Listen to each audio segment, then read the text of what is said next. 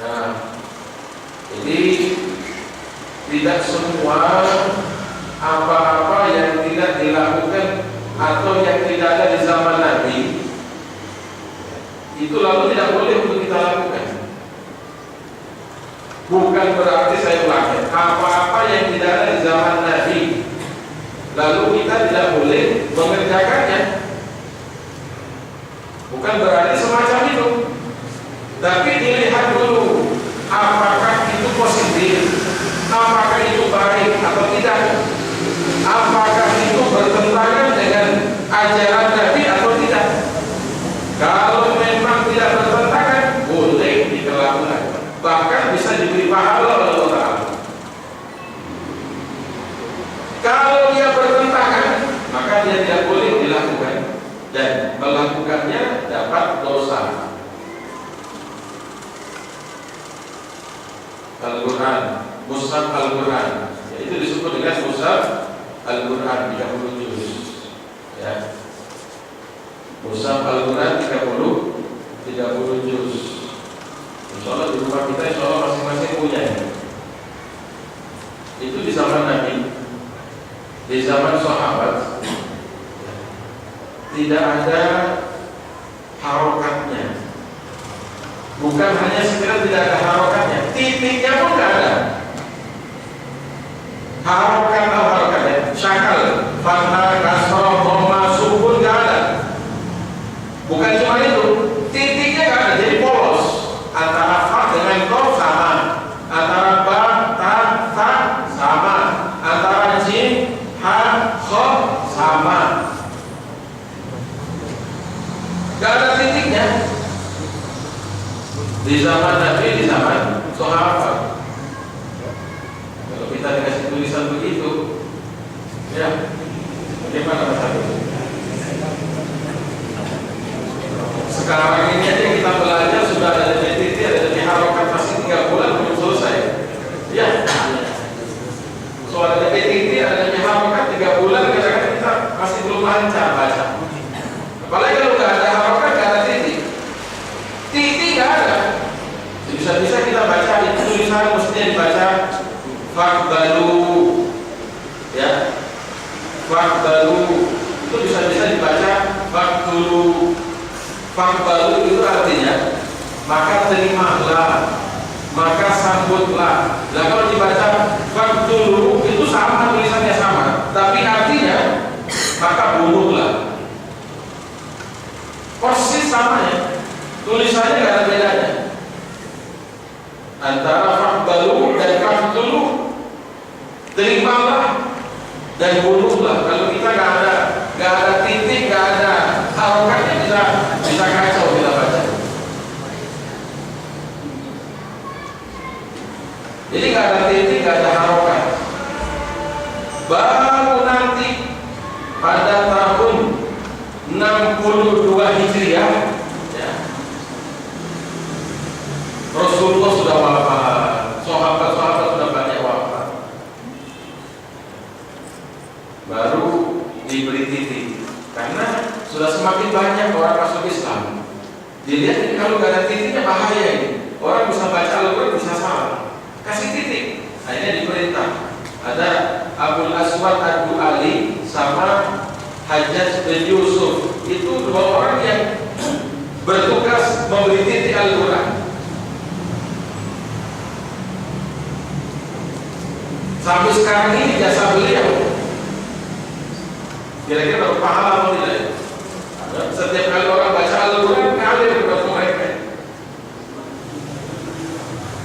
Sampai hari kiamat ada titiknya, dia baca, orang baca terus dapat pahala terus. Dikasih titik. Belum harokat, belum. Baru titik saja. Oh kalau tok itu titiknya 2, kalau fa titiknya 1, kalau ta di atas, kalau ba di bawah, kalau ta di atas 3, kalau jim dalam perutnya, kalau kha di atas mulutnya, ain ghain kasih titik. Kalau ghain ada titik, kalau ain nggak ada, kalau shad nggak ada, dot ada, ta dot, kalau ta nggak ada, kalau dot ada, terus semua kasih titik. Sudah berkembang, belum ada harokat. Orang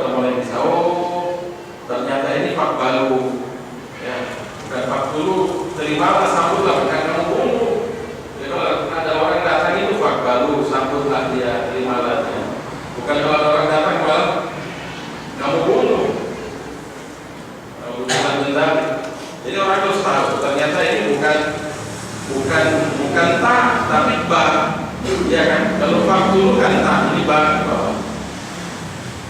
Sudah berkembang. Ternyata setelah diberi titik, orang-orang banyak masuk Islam. Ternyata sudah karena titiknya mulai aja ada yang salah. Karena kan ada harokatnya. Qul a'udzu birabbin nas, malikin nas, ilahin nas, min syarri waswasil khannas alladzi yuwaswisu fi sudurin nas. Gak ada harokatnya, bisa-bisa dibaca minal jannati warna, bukan minal jinnah, tapi dibaca minal jannah. Tulisannya sama, jannah dengan jinnah sama. Minal jannati warna. Dan pasti banyak contoh yang lain dikasih harokat. Itu dikasih harokat itu Al-Quran, ya, kira-kira tahun 200 Hijriah.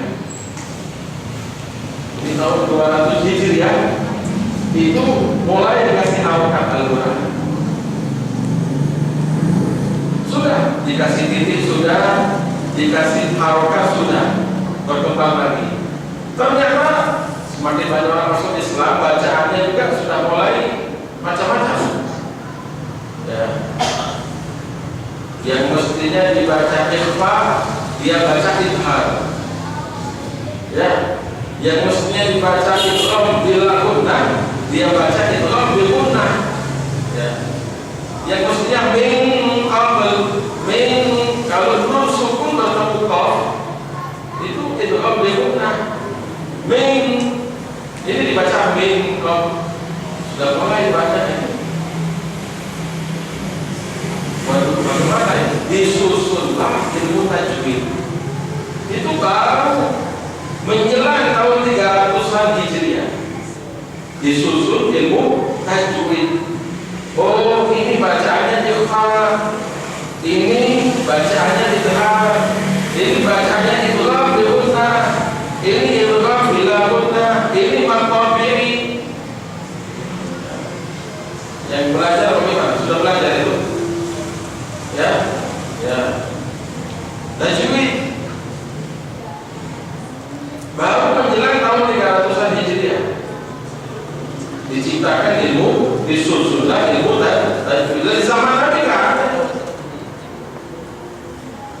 Ya, kalau semuanya kullu bid'atin dhalalah, berarti yang memberi titik Al-Quran masuk neraka dhalal, yang memberi harokat Al-Quran dhalal masuk neraka, yang menyusun ilmu tajwid dhalal bid'ah masuk neraka.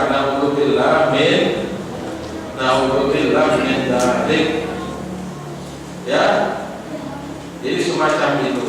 Jadi segala sesuatu, ya, yang tidak ada di zaman Nabi dan tidak bertentangan dengan syariat, maka itu boleh dan itu bisa diberi pahala. Tapi kalau sesuatu itu, ya, di zaman Nabi tidak ada dan bertentangan dengan syariat,